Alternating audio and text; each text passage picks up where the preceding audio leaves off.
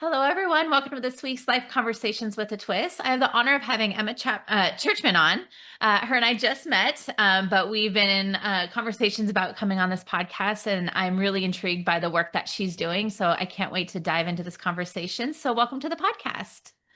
Thank you so much for having me, Heather. I'm delighted to be here with you today. I love it. So tell our listeners a little bit about who you are, where you live, and a little bit of background about kind of like your everyday life, where you sit. Yeah, absolutely. So I live on top of a mountain outside of Asheville, North Carolina, and we were just hit really hard by Hurricane Helene in September of 2024. Um, and a lot of our community was devastated. And I ended up hiking down on day 4, 3 miles down our mountain to get to the fire station. And no one from the outside world had shown up. I was just going to see who's alive, what's happening, because all of our roads were destroyed. We didn't have power, internet, water, nothing. And so I go down and I say to the fire chief, I'm a trauma chaplain. How can I help? And he said, thank God you're here. Here's your first case. And so I jumped into volunteering as a trauma chaplain. That's my background, to help our community process this extreme devastation, which led to me writing my first book, The Deep End of Hope in the Wake of Hurricane Helene, that came out at the beginning of 2025, talking about the first 40 days following the hurricane and how we navigated that trauma as a community and how I navigated it individually. Because I also had a brother die by suicide 6 weeks before the hurricane. I had another brother die by suicide 2 weeks after the hurricane. So it was compound grief that I was dealing with. So my work has pivoted as a result of this natural disaster. I'm now focused on pioneering this field of trauma resilience, both to work on my own stuff and to help other people navigate unexpected events, because natural disasters have increased by 300% in the past decade alone. And you know this, Heather, living in California, y'all had crazy wildfires at the beginning of this year. This year, since what, 2017, I think was our first fire. And yeah, I mean, for a couple years, it was just back to back and just devastating, like whole towns. And my dad was actually a survivor of the 2018 Dixie Fire, which is kind of like Central California, and he lost his whole house. The whole town was gone. And he still lives there because he's rebuilding. But even just being in that situation and seeing it, it brings tears to my eyes, because it's like that's happening all over the world. Yeah. Especially, I mean, California, we get hit with the wildfires, and then we sit there and watch the news and see you guys on the East Coast dealing with floods and hurricanes and awful, awful things. I'm Yes. curious. I know this is the work you do, which we'll dive into that, but I'm curious on your take on why do you think that there is so many extreme, like disasters happening right now? Yeah. Okay. I think environmentally, yeah, this is the impact of our world kind of figuring out how to reshape itself as we've been destroying it systematically.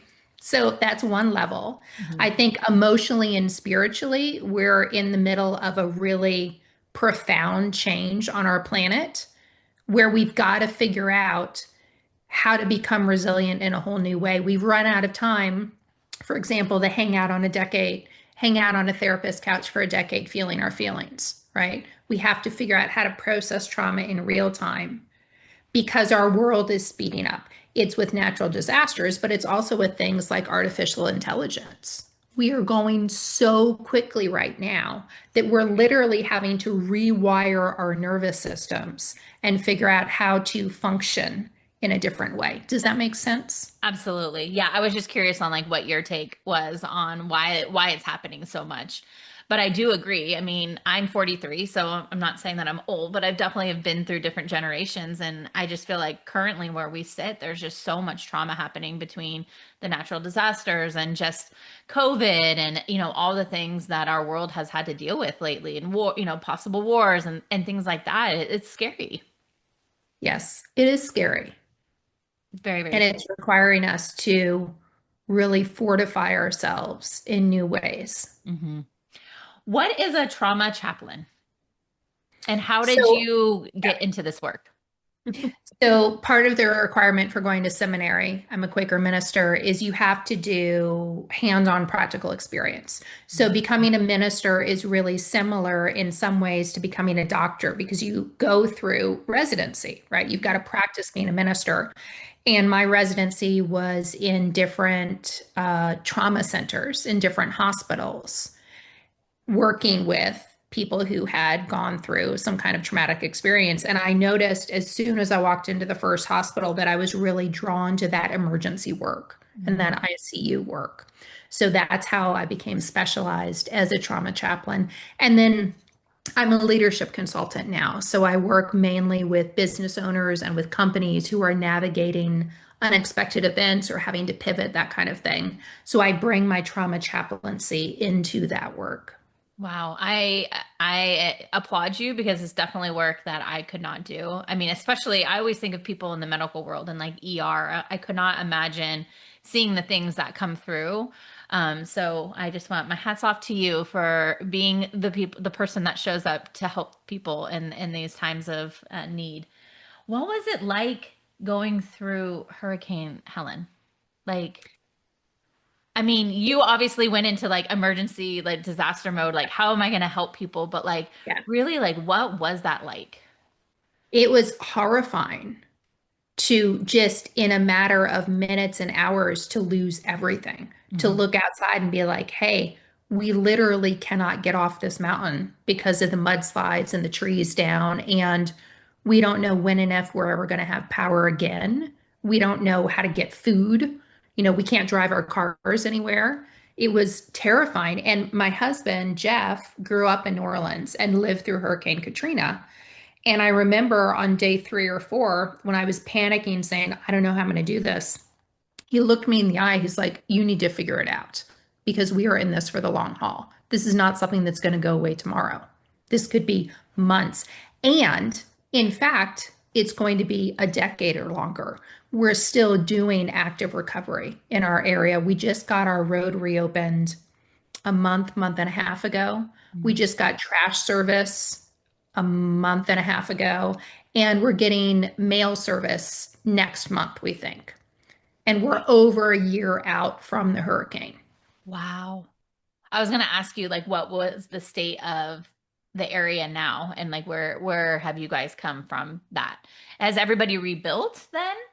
No, we're No. still rebuilding. We've got a neighbor who just got trusses up on the house that she's rebuilding. We have private bridges that still haven't been rebuilt. You know, recovery is slow and long because you've got to get involved with the appropriate disaster recovery organization. FEMA takes forever to decide whether or not you qualify for funding. Even those of us who were insured did not get coverage Mhm. because flooding isn't covered when you live in the mountains, because True. flooding doesn't happen here normally. Yeah.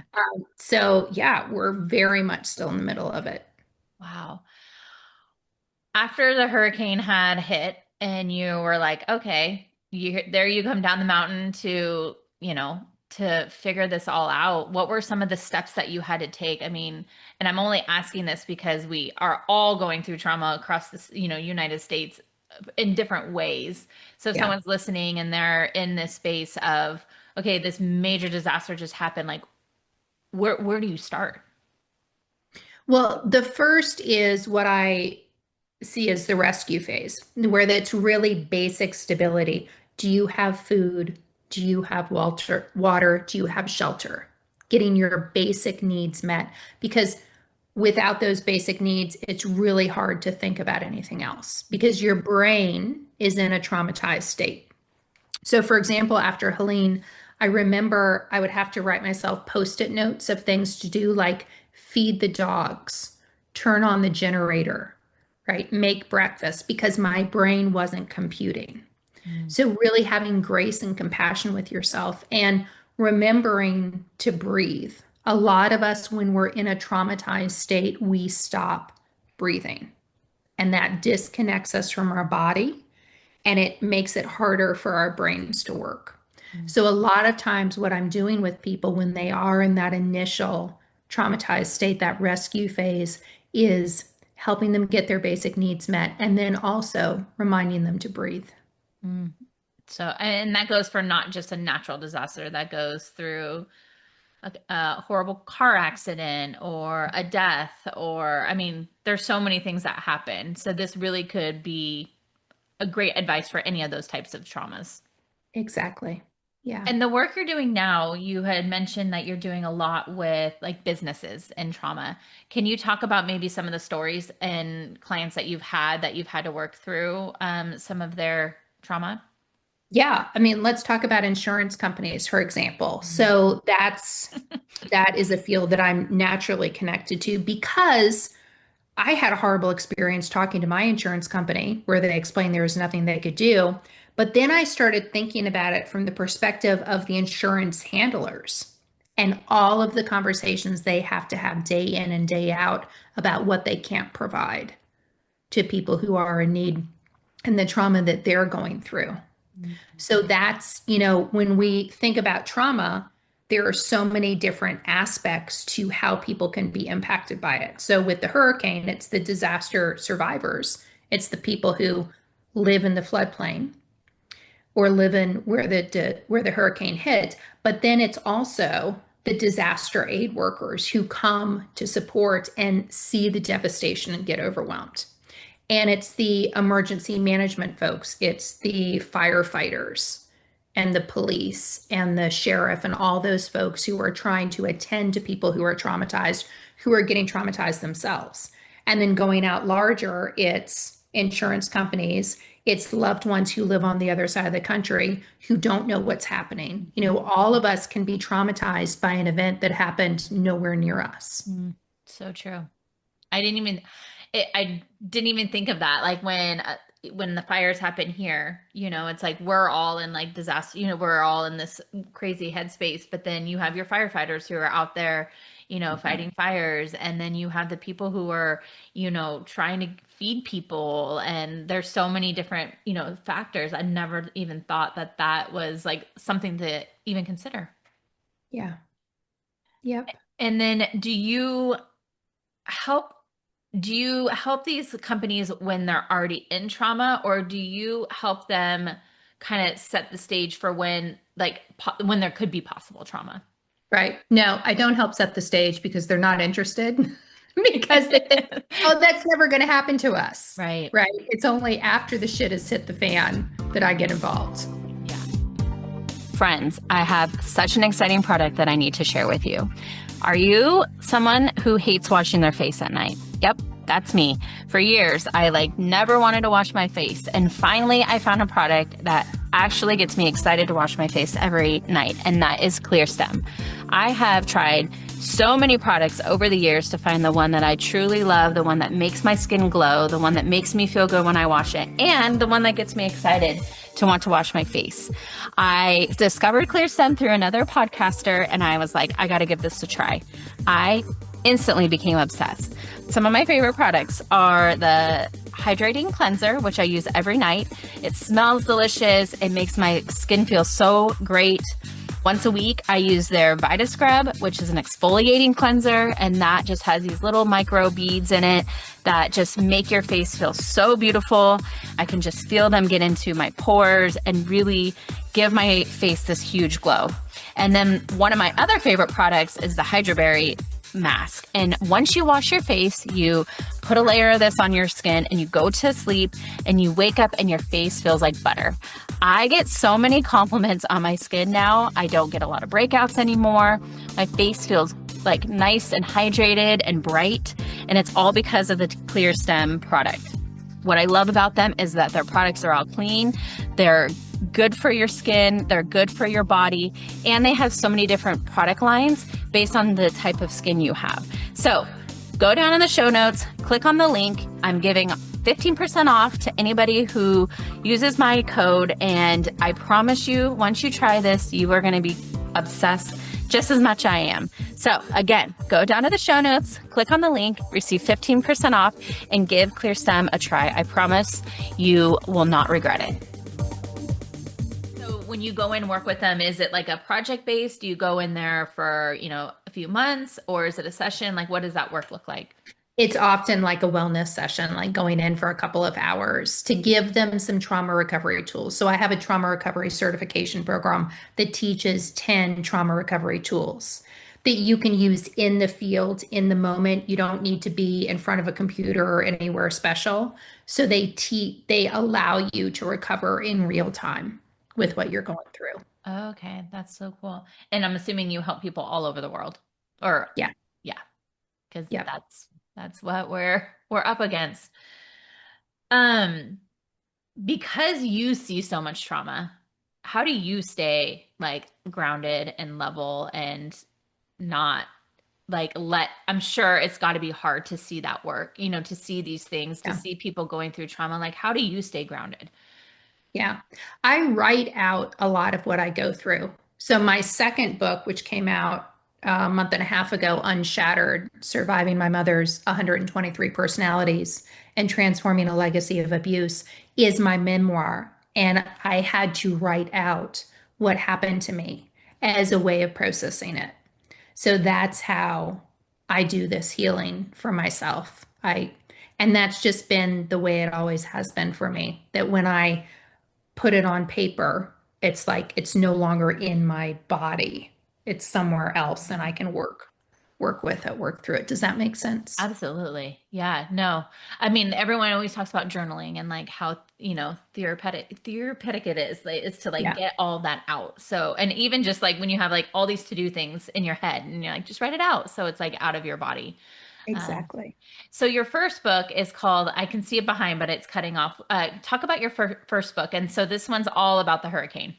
Yeah, The Deep End of Hope in the Wake of Hurricane Helene. So it was one of the first books on the market about Helene, and it's the first 40 days and how we as a community and how I individually navigated this one of the worst natural disasters in our country. And it gives trauma recovery techniques and tools.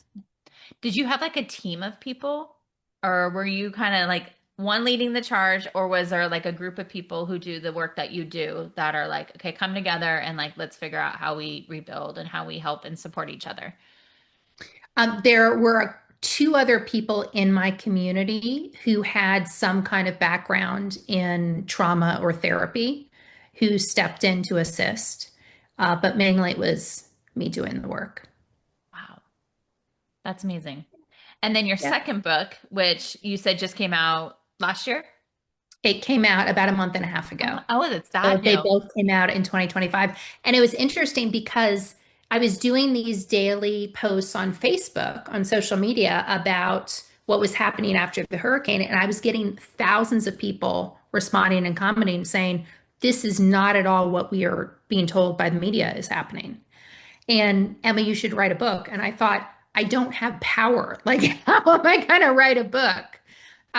But I got an article in The Guardian where they actually started following my story about what was happening. And then I had a publisher reach out and said, we would acquire this book. And so I had a very brief conversation with them and they said, yes, we want to turn this into a book. We want it to be one of the first books on the market about Hurricane Helene. But we also want you to talk about, your childhood trauma and what that was like. And I said, oh, I'm already writing a memoir on my childhood trauma. And they said, we want to acquire that too. So when a publisher says we want to acquire a book, what they are agreeing to is paying for all of the developmental editing, the copy editing, the proofreading, the design, the layout, the cover of the book, the printing, the distribution, the marketing, like they are taking on all of that financial burden to get a book out. So they immediately optioned two books from me. And then since then, they've optioned a third book that I'm working on right now called Navigating the Deep End Resilient Leadership in a Volatile World. And that'll come out in 2026. Wow. I want to write a book someday, but everyone's like, it's so much work. It is so much work. I had no idea what I was getting into. It is a redonkulous amount of work. Yeah, that's crazy. So I'm now very curious about your childhood and what you grew up in, which is what your second book is about. Do you want to give us a little teasers of some of the things that you've gone through in your Sure. childhood? Yeah. My mother has diagnosed 123 personalities.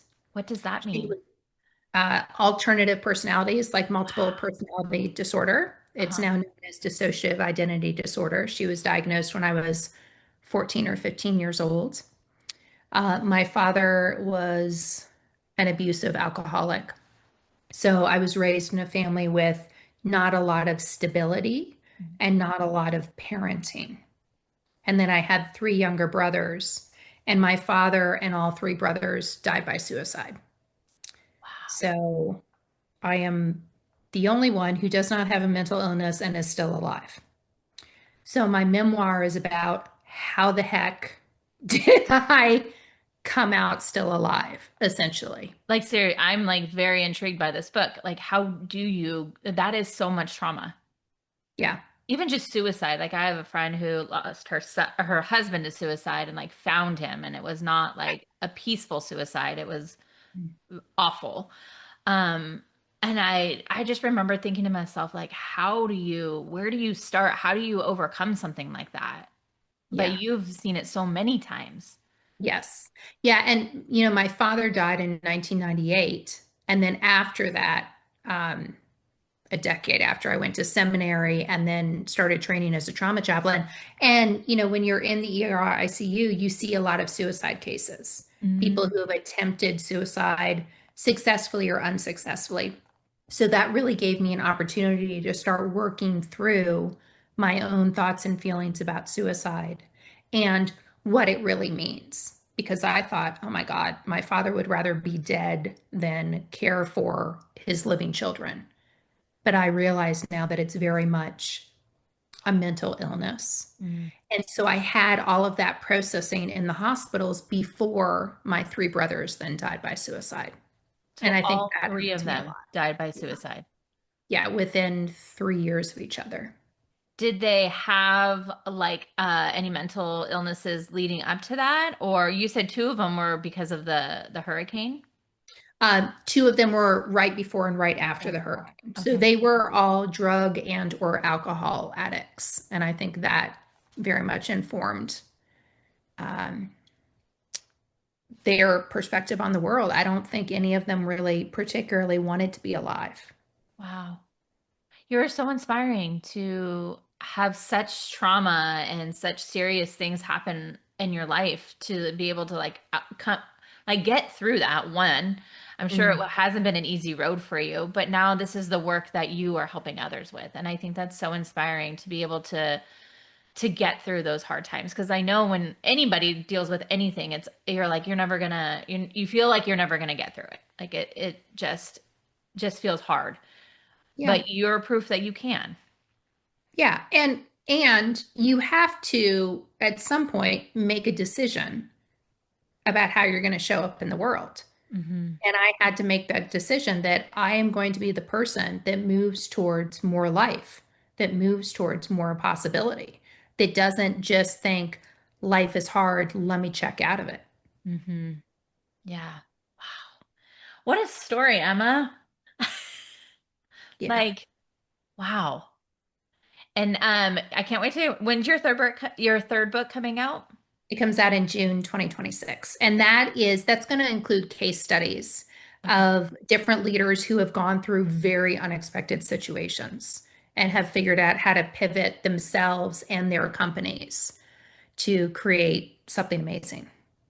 Can you give us a teaser of one of your stories or one of your most memorable Yeah. stories or one of your most impactful stories? Well, two of them are actually people who lived through California wildfires in 2018 and then 2025. Um, and how they navigated them. One of them wasn't prepared at all and had to figure out how to operate her business after she had to evacuate her home.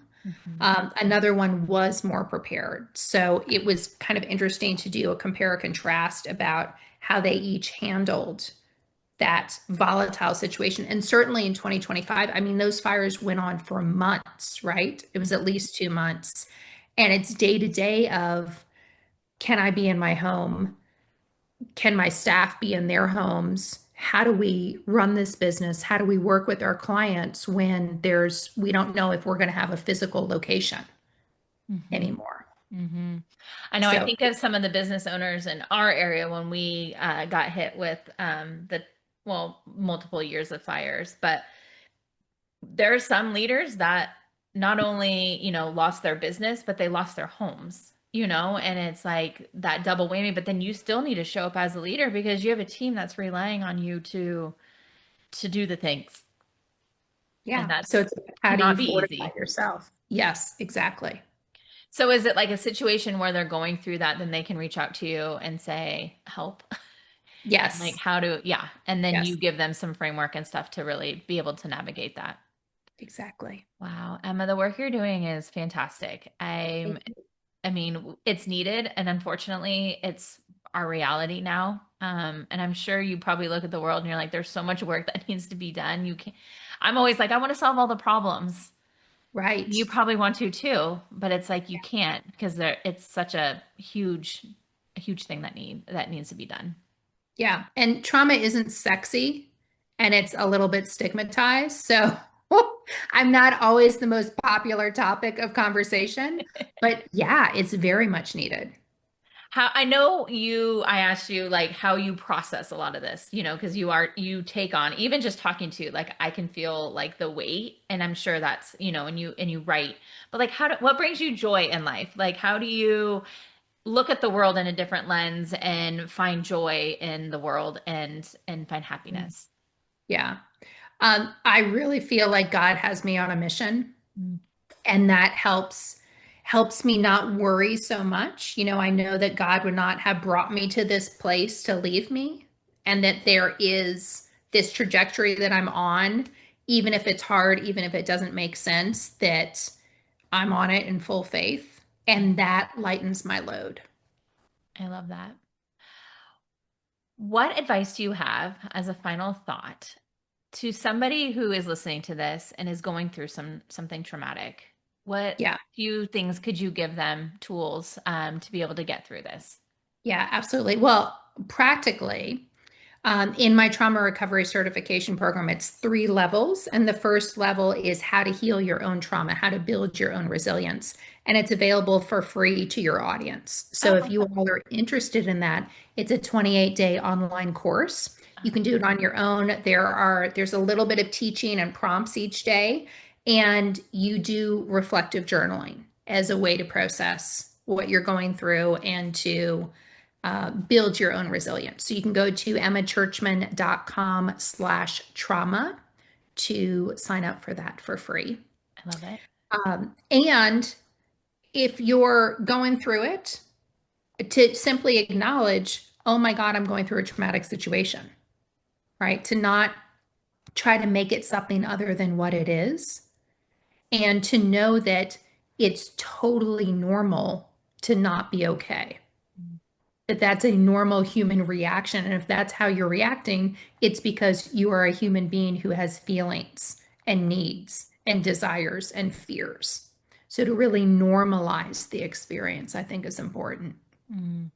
And then you said there's a third. Uh, I could have said that, but really it was those two. Oh, those two. Okay. Okay. One more question that alerted to me when you just talked about that is if you are a friend or family member of someone who's going through trauma, what advice do you have for them to help their, friend or family member through those hard times? Like, how do you show up? Well, like, what do they need at that point? Because I know a lot of times they don't know what they need, but like, how do we, as a friend or community member, show up for them? Right? Let them talk or Mm. not talk. Don't try to put them into a different stage of healing than where they're at. You're right. Sometimes our discomfort with someone being upset or overwhelmed or not thinking clearly can make us want to kind of push them to a different place in their evolution so that we can be more comfortable. Mm. So it's really about setting aside whatever your discomfort is so that you can be present for the other person and just say, I'm here for you. Mm, I'm here to listen. I'm here to support. I'm here if you don't know what you need, just I'm here. mm. And to just reinforce that you are there in presence is really important. That's such a great reminder. Emma, you are truly inspiring. Like, I am in awe of the work that you're doing, and I want to say thank you for everybody who has, been a part of your work and will continue to be.